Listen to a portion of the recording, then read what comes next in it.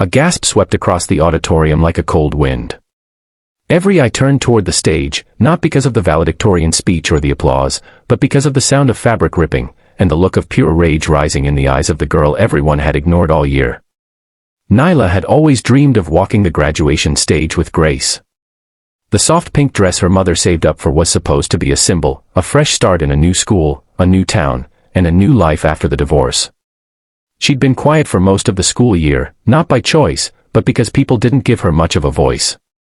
She was the new girl, the weird one, the one who talks funny. No one knew she'd moved across 3 states, left her old friends, or spent nights crying when the loneliness got too heavy. They didn't care. And some made it worse. The trio of girls who ruled the senior class saw Nyla as an easy target. Jessica, Tori, and Maddie. Popular, cruel, and always one step ahead of getting in trouble. They never threw punches, but their words cut sharper than any blade. And when graduation day came, they had one last humiliation planned. Nyla had kept to herself all morning. Her curls were styled perfectly by her mom, and her heels clicked nervously across the gym floor. She tried to steady her breathing as the ceremony began. Maybe, just maybe, she could leave without being noticed. But the universe didn't let her leave quietly.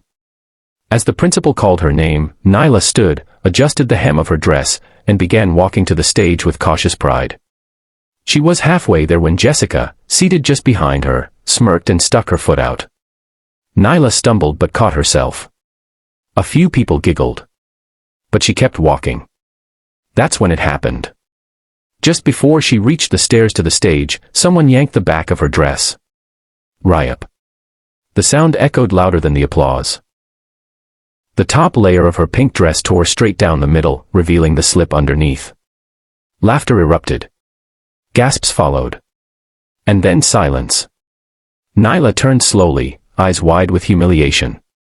The 3 girls stood there, smirking, whispering to each other. Her cheeks burned, her lips trembled, but her fists clenched. And then, she dropped the diploma folder on the stage. Everyone expected her to run. She didn't. She stepped down from the stage, heels clicking with purpose, heart pounding in her chest. Jessica laughed again, until Nyla's foot met her stomach. A loud thud followed by a scream. Jessica fell backward into the chairs. Nyla turned to Maddie, who tried to rush her, only to catch a clean, powerful sidekick to the thigh that dropped her where she stood. Tori tried to run. Nyla caught her by the arm, twisted it behind her back with a move so fast and clean, it left everyone speechless. Tori dropped to her knees, crying, begging Nyla to stop. But Nyla didn't hit her again. She just looked her in the eye and said, "You thought I was weak. That was your first mistake." The teachers were frozen.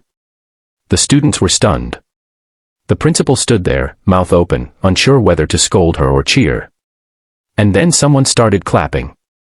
It was Omar, the quietest boy in class. Then another girl. Then the entire back row of students stood and applauded. A wave of support rose behind her. Suddenly, she wasn't invisible anymore. What no one knew was that Nyla had trained in martial arts since she was 7. Her dad, before he walked out, left her with only 2 things, a punching bag and discipline. Her mom made sure she never forgot either. The principal called for security, but Nyla didn't wait. She picked up her diploma folder and walked back to her seat with her chin high, leaving 3 broken bullies and a legacy behind her. Later that night, the video of the incident went viral. Headlines read, "Quiet girl snaps after dress is ripped, what she did next shocked everyone." Comment sections overflowed with love. People shared their own stories. Survivors. Fighters. Those who never got the chance to stand up for themselves. Nyla didn't need fame. She didn't care for revenge. All she ever wanted was to be seen, and to graduate with dignity. She got both. But more importantly, she gave hundreds of other quiet kids the courage to stop bowing their heads. Because on that graduation stage, when they tore her dress, they didn't just rip fabric. They ripped the silence. And she tore down every wall built to contain her strength.